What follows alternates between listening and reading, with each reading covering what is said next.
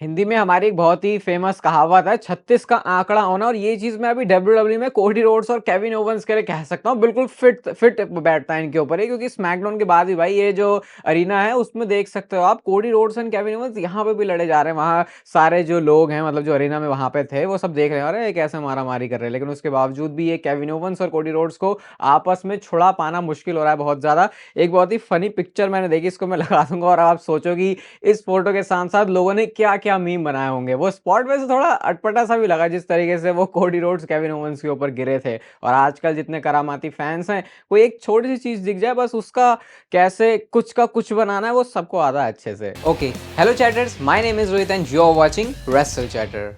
Welcome guys आपका voice of wrestling के episode number 602 में। और भाई आज काफी इंटरेस्टिंग और काफी बड़ी बातें विंस मैकमैन के बारे में पता चली है। इंटरेस्टिंग ये क्यों है, ये सारी बातें मैं आपको बोलने के बाद बताऊंगा। सबसे पहले तो मैं आपको विंस मैकमैन का एक ट्वीट दिखाता हूं जो कि उन्होंने अभी रिसेंटली किया है। वैसे इसको बताने में मेरे को लेट हो क्योंकि स्मैकडाउन था, फिर कल शाम को जो है हमने जॉन सीना के पूरे फेयरवेल टूर की बात करी, उसको जाके देखना अगर जॉन सीना के बड़े वाले फैन हो तो ही। तो यहाँ पे विंस मैकमैन का क्या ट्वीट है आप देख सकते हो। पूरी देखो भाई कितना बंदा, कितना खिलाड़ी आदमी, दिमाग के साथ कितने सही तरीके से उसने खेला है, लेकिन वो खेल में उतने सक्सेसफुल हो नहीं पाए हैं विंस मैकमैन। सबसे पहले ये ट्वीट देखो जहां पे वो बताते हैं कि जो केस है वो क्लोज हो चुका है। पिछले 3 सालों से जो इन्वेस्टिगेशन चल रही थी अलग अलग गवर्नमेंटल एजेंसीज की तरफ से, अब वो यहां पे कह रहे हैं कि ये जो सब कुछ था, much of that speculation was misguided and misleading. ये उनके ऊपर जो केस लगा है उसके बारे में वो बात कर रहे हैं। और यहाँ पे फाइनली उन्होंने लिखा कि बस कुछ लेखा जोखा का एरर था, वो लिखित पढ़त में थोड़ी सी गड़बड़ हो गई थी, बाकी ऐसा कुछ नहीं है। जो मैंने पर्सनल पेमेंट करी थी, और यहां पे लिखते हैं I am thrilled that I can now put all this behind me. यानी इस ट्वीट से पढ़ के इसको क्या लगेगा, जिसको ज्यादा कुछ कॉन्टेक्स्ट नहीं पता, कि विंस मैकमैन के ऊपर सारे जो केसेस वाली चीज है ये सेटल हो चुकी है, खत्म हो चुकी है। विंस मैकमैन कंप्लीटली फ्री हो चुके हैं। लेकिन क्योंकि ट्विटर एक ऐसी जगह है जहां पे आप बच नहीं सकते, कहीं से भी बच जाओगे, भले ही सारे कलेश यहां पर होते, लेकिन इस मामले में बहुत बढ़िया मैं मानूंगा ट्विटर को। ट्विटर की तरफ से ही एक यहाँ पे रीडर्स के लिए कॉन्टेक्स्ट डाल दिया गया है कि ये जिस चीज की बात कर रहे हैं विंस मैकमैन, ये उनके हश मनी वाले पुराने केस की बात हो रही है जो जनरल ग्रांट वाली चीज से पहले आया था। आपको याद होगा चैनल पर अगर आप एक्टिव चैटर हो, 3 साल से होना चाहिए वैसे इस बात को जानने के लिए, जो मैंने आपको बताया था कि कुछ ऐसे पेमेंट्स विंस मैकमैन ने किए हैं और एक एनडीए भी साइन करवा लिया था जो भी उन्होंने मिसकंडक्ट किया था। उस बारे में मैं ज्यादा बात नहीं करना चाहता, उस बारे में ही विंस मैकमैन बात कर रहे हैं। जो भी जनरल ग्रांट वाली चीज हुई है इससे रिलेटेड, इस मतलब उस चीज से रिलेटेड इस ट्वीट का मतलब नहीं है, लेकिन विंस मैकमैन ने इसको ऐसे दिखाने की कोशिश करी है कि जैसे कि सब कुछ सॉर्टेड है, सब कुछ क्लियर हो चुका है। तो ऑब्वियसली इसके बाद स्पेकुलेशन अब यही आनी थी कि क्या विंस मैकमैन वापस आ सकते हैं, मे बी अब वो किसी नई चीजों की तरफ और आगे बढ़ रहे हैं, क्योंकि विंस मैकमैन ने खुद बोला है भाई कि जब वो अपने आप को रिटायर तब मानेंगे जब वो एक्चुअल में डेड हो जाएंगे, क्योंकि उनके लिए इस लाइफ में जीने का मतलब ये है कि लगातार काम करते रहना। अब वो काम उनके अलग अलग तरीके के भी हो जाते हैं कई बार, वो अलग चीज है। एलिगेशंस उनके ऊपर लगते रहते हैं। बहुत ही बेकार सा फिगर विंस मैकमैन का हो गया, वो आपको पता ही है उनको किस तरीके से सब लोग याद रखते हैं, ये सब जानते हुए भी कि कैसे डब्ल्यूडब्ल्यूई कंपनी, आज अगर हम इसके बारे में बात कर रहे हैं तो वो सिर्फ विंस मैकमैन की वजह से ही है। तो अब इसकी वजह से क्या हुआ, जनरल ग्रांट वाली चीज से भी इसको लिंक कर रहे थे, लेकिन ऐसा कुछ है नहीं। अब इन सारी चीजों से रिलेटेड ब्रॉक लेसनर भी हैं, तो जैसे ये चीज सामने है तो बस ऐसी बात होने लगी भाई क्या ब्रॉक लेसनर भी अब वापस आ रहे हैं, क्योंकि अगर विंस मैकमैन का मामला सारा क्लियर हो गया तो ब्रॉक लेसनर का भी क्लियर हो चुका होगा। लेकिन बात उस वाले केस की हो ही नहीं रही है। यहाँ पे विंस मैकमैन पुरानी सारी चीजों की बात कर रहे हैं। थोड़ी सी मेरी मुझे लग रहा है गला सा बैठा हुआ है, तो उसको थोड़ा सा अवॉइड कर देना बस आज के लिए। तो ये विंस मैकमैन की इस चीज को बताता है कि शायद नेक्स्ट अभी वो कुछ और बड़ी चीजें प्लान कर रहे हैं, और ऑब्वियसली केसेस उनके ऊपर चल रहे हैं, वो अभी भी चलते रहेंगे। लेकिन इस चीज को ऐसे नहीं लिंक करके देख सकते कि विंस मैकमैन वापस आ रहे हैं, क्योंकि अभी बहुत सारे पचड़े और हैं।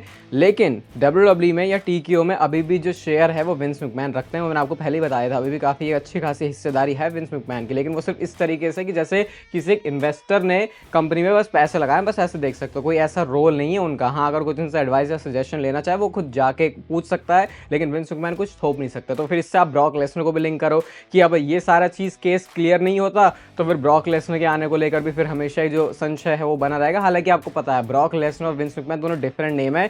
भले ही विंस मैकमैन के ऊपर बहुत सारे एलिगेशन हैं, ब्रॉक लेसनर के ऊपर भी हैं, लेकिन ज्यादा जो नजरों में है वो विंस मैकमैन है, क्योंकि ब्रॉक लेसनर को अगर आप देखो तो इससे पहले उनको कोई ऐसा रिकॉर्ड रहा नहीं। और डब्ल्यूडब्ल्यूई विंस मैकमैन से ज्यादा ब्रॉक लेसनर को रेट करेगी इस समय, क्योंकि उनको पता है विंस से ज्यादा ब्रॉक लेसनर वैल्यू ला के दे सकते हैं, क्योंकि वो एक ऑन स्क्रीन टैलेंट है, जबकि विंस का जब भी कोई काम होगा तो वो बैक स्टेज ही होगा। तो विंस को वापस लाना स्पॉन्सर्स को बहुत अफेक्ट कर सकता है। हालांकि ब्रॉक लेसनर के केस में, ये पर्सनल मेरा ओपिनियन है, लगता लगता नहीं कि शायद इतना कुछ उस चीज़ों का फर्क पड़ेगा। बाकी तो मैं आपको बता ही चुका हूँ कि इतना जब वो नाम भी लेते हैं ब्रॉक लेसनर का, तो फिर मे बी मामला कुछ अलग भी हो सकता है। तो सारी कहानी तो मुझे लगा आपके साथ शेयर कर देता हूँ कि इसका मतलब ये नहीं है कि विंस मैकमैन वापस आ रहे हैं, लेकिन पुराना कोई मुद्दा उनका सुलझ चुका है। अभी वाला जो सबसे गर्म हुआ मुद्दा था, जो कि विंस मैकमैन की डॉक्यूमेंट्री में भी था, उसका भी मामला टस से मस हुआ नहीं है। यार हर एक नया दिन आता है और कुछ अलग ही बात रेसलमेनिया के बारे में पता चल जाती है। अब जो रिपोर्ट आई है भाई रेसलमेनिया के बारे में इंटरनली, वो जो 2 मैचेस किए, एक तो देखो Cody Rhodes versus John Cena, तो मैं आपको बता रहा हूँ पिछले काफी कुछ टाइम से, लेकिन गुंथर की वर्ल्ड हेवीवेट चैंपियनशिप के लिए भी जो मैच डब्ल्यूडब्ल्यू अब कंसीडर करने लगी है वो है लोगन पॉल के साथ। यार लोगन पॉल के बारे में मुझे ऐसा क्यों लग रहा है कि सब कुछ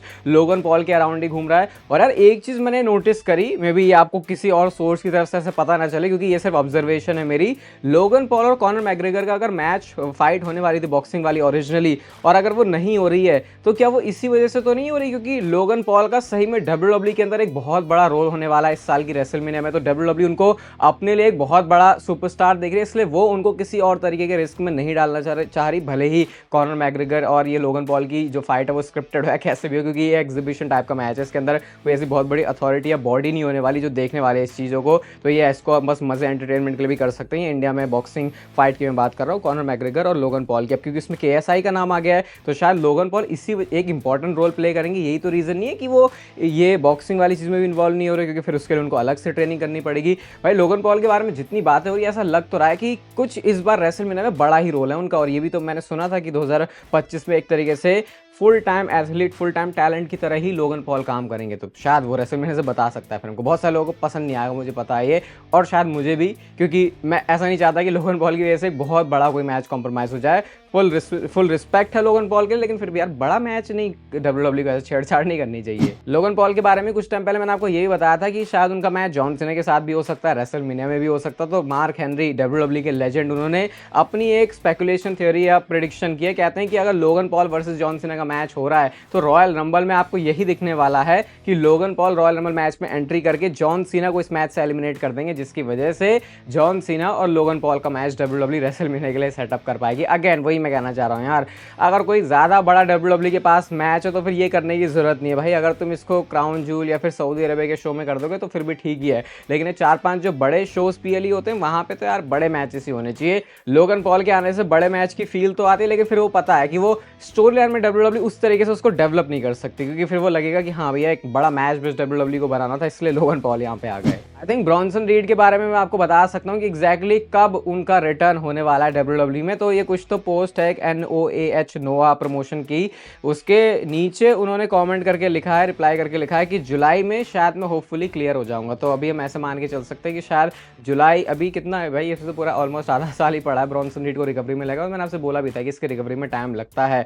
तो रेसलमेनिया के बाद भी थोड़ी छुट्टी ही रहने वाली है ब्रॉन्सन रीड की, जुलाई। अब उन्होंने खुद ही बोल दिया कि शायद जुलाई में वो आ सकते हैं। उसमें फिर ये है कि क्रिएटिव प्लान्स नहीं हुए तो फिर भी 2-3 महीने और लटक सकता है। तो थोड़ा तो अभी डब्ल्यूडब्ल्यू टेलीविजन को ब्रॉन्सन रीड मिस करने वाले हैं। अच्छा यार ये मेरा सवाल है आप लोगों से, मैं पिछले काफी टाइम से मेरे दिमाग में घूम रहा था, सोचा आज पूछ लेता हूँ, ये LA नाइट के साथ क्या हुआ है भाई। LA नाइट को अगर आप पिछले 1 साल पहले देखोगे, या जब रोमन रेंस के साथ वो उनको एकदम से फ्यूड मिली थी तो कैसे उनका स्टॉक एकदम बढ़ गया था। लेकिन अब ऐसा नहीं लग रहा कि LA नाइट के बारे में लोग ज्यादा बात नहीं कर रहे। हाँ रिएक्शन उनको अच्छा मिलता है, लेकिन ये वही पीरियड नहीं है मेक इट और ब्रेक इट वाला कि कोई सुपरस्टार ऐसे चढ़ रहा होता है, अब अगर यहाँ से वो ऐसे चढ़ गया तो ठीक है, फिर ऐसा कुछ नहीं होता कि भाई फिर वो ऐसे ऐसे ही रह जाता है, उसको लेके एक बन जाता है कि हाँ यार तो इसी तरीके का सुपरस्टार है। ऐसा नहीं है, तो नीचे भले ही नहीं जा रहा, लेकिन फिर वो होता है अच्छा इतने टाइम से उसको देख लिया, तो वो जो परफेक्ट मौका था गर्म लोहे पर हथौड़ा मारने का, वो डब्ल्यूडब्ल्यू ने मिस नहीं कर दिया। मतलब मैं जनरली जानना चाहूंगा, क्योंकि अभी LA नाइट को देख के कुछ बहुत स्पेशल तो फील होता नहीं है, बस क्राउड का रिएक्शन अच्छा आ जाता है।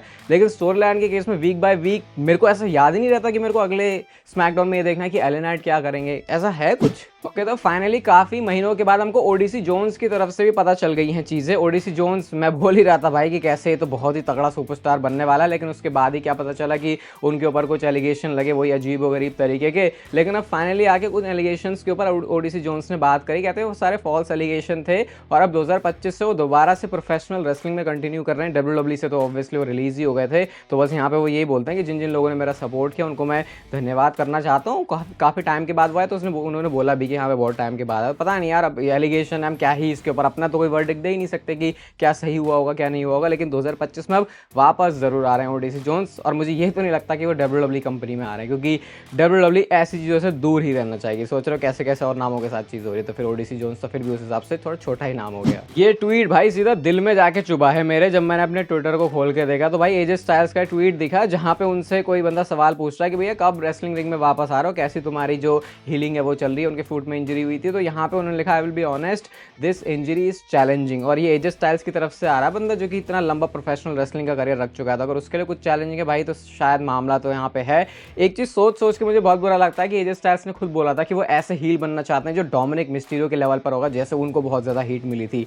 लेकिन यार उनकी तो पूरी गाड़ी ही ऐसे पटरी से ही सी उतर गई। एक तो उनका कैरेक्टर भी फिर ऊपर नीचे रहा, फेक रिटायरमेंट, फिर एकदम से बेही फेस भी बना दिया। पता नहीं यार, लेकिन जब किसी सुपरस्टार के रिटायरमेंट के दिन नज़दीक आ जाते तो ऐसा लगता है अब इसके साथ कुछ अच्छा होना चाहिए, वरना ऐसा ना हो कि ये बंदा रिटायर ही हो जाए। और ये थोड़ा थोड़ा मैं अब रैंडी ओर्टन के भी फील करने लगा हूँ। पता नहीं भाई दोस्ती यारी तुम्हारी खत्म हो गई क्या ट्रिपल एच के साथ, क्या है चल रहा है पता नहीं। कुछ सुपरस्टार्स को लेकर तो मैं क्लूलेस हूँ कि ट्रिपल एच सोच भी क्या रहे हैं। एलेक्सा ब्लिस को लेकर तो यार कुछ अलग ही सीन हो गया। पता ये चला है कि एलेक्सा ब्लिस जो है अभी WWE के साथ कॉन्ट्रैक्ट नेगोशिएट कर रही है, कुछ इनके बीच में अनबन सी तो बन रही है, इस वजह से अभी कॉन्ट्रैक्ट उनका हुआ नहीं है पूरी तरीके से, क्या सीन सपाटा है। और जो एलेक्सा ब्लिस का रिटर्न है वो थोड़ा सा होल्ड पर जा चुका है। अब होल्ड पर जाने का मतलब भाई अभी ज़्यादा दिन तो रह नहीं गए, ये 20 दिन के आसपास ही हैं रॉयल रंबल में, तो अगर उससे पहले सीन सेट नहीं हो रहा तो फिर इसका मतलब एलेक्सा ब्लिस रॉयल रंबल में नहीं आ पाएंगे, क्योंकि बहुत सारे लोग यहीं पे स्पेकुलेट कर रहे हैं उनको रिटर्न करने के लिए। और जब भी मैं बताता हूँ कॉन्ट्रैक्ट वाली सिचुएशन है, ये कई बार टाइम खा जाती है, अच्छा खासा 2-3 महीनों का टाइम भी ये ले जाती है। तो अगर ऐसा है तो शायद अभी आपको थोड़े से अपने अरमानों में पानी डालना पड़ेगा कि एलेक्सा ब्लिस वापस आ रही है। बट यस अगेन कॉन्ट्रैक्ट वाली सिचुएशन क्लियर हो गई तो चांस पूरे हैं कि वो रॉयल रंबल में भी एंट्री मार सकती है, बट पता कुछ नहीं है अभी इसके बारे में क्लियर तरीके से। ये अलग ही चल रहा है भाई। कहाँ हम पहले के टाइम में देखते थे कि अगर कोई हील सुपरस्टार है तो ऑटोमेटिक जो दूसरा हील है वो उसका साथी बन जाएगा, लेकिन कोफी किंगस्टन ने पहले तो डोमिनिक मिस्टीरियो के मजे ले लिए इस तरीके से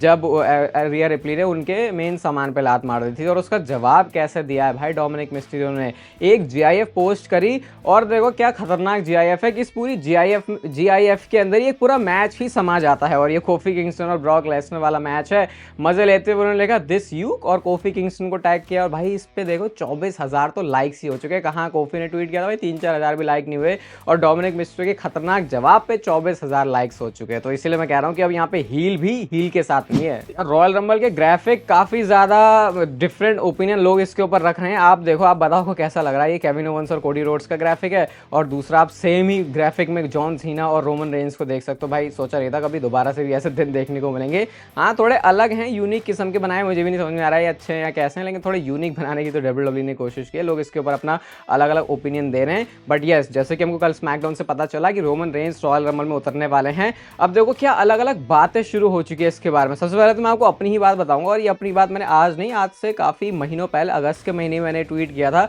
जहां पे 2015 में पहले रोमन रेंज को बू हुई थी रॉयल रंबल में जब वो जीते थे। और सोचो 10 साल के बाद वो करें वो चीज़ दोबारा से, लेकिन इस बार लोगों का जो है उनको सपोर्ट मिलेगा, सारे लोग उनको पसंद करेंगे। एक फुल सर्कल वाला मोमेंट। अब लोग ऑब्वियसली इसके बारे में बात कर रहे हैं कि 10 साल बाद रोमन रेंज फिर रॉयल रंबल जीतेंगे, और उनकी एंट्री भी रॉयल रंबल मैच में 5 साल के बाद हो रही है, क्योंकि इतने टाइम से तो वो ट्राइबल चीफ ही बने बैठे थे। अब उस फेवर को भी यहाँ पे लेके आ रहे हैं लोग कि कैसे ये जो फेवर है, क्या ये ऐसा तो नहीं है जो पॉल हेमन और रोमन रेंज के बीच दूरियां भी पैदा कर सकता है, और सीएम पंक और रोमन रेंज की फ्यूड की शुरुआत कर सकता है। और पॉसिबली फिर ये मैच रेसलमेनिया में होगा कि सीएम पंक के किसी तरीके से कुछ तो असिस्ट वो उनको कर दे मैच जीतने में, क्योंकि रोड टू रेसलमेनिया में ही वो फेवर चाहिए सीएम पंक को, जो कि उन्होंने पॉल हेमन से बोला था। ऐसा हमको हिंट मिला था, क्योंकि उन्होंने एक प्रोमो में उसका इशारा दिया था। तो क्या पता पॉल हेमन कुछ ऐसा काम करे जिसकी वजह से सीएम पंक जीत जाए, फिर रोमन रेंज बेचारा रह जाए, फिर ये मैच सेटअप करे। तो रेसलमेनिया से पहले रॉयल रंबल में देख के तो ऐसा लग रहा है कि वैसे तो हर बार हम कहते हैं कि रॉयल रंबल से बहुत सारे मैचेस आगे क्या होंगे रेसलमेनिया में पता चलेंगे। इस बार तो ऐसा लग रहा है कि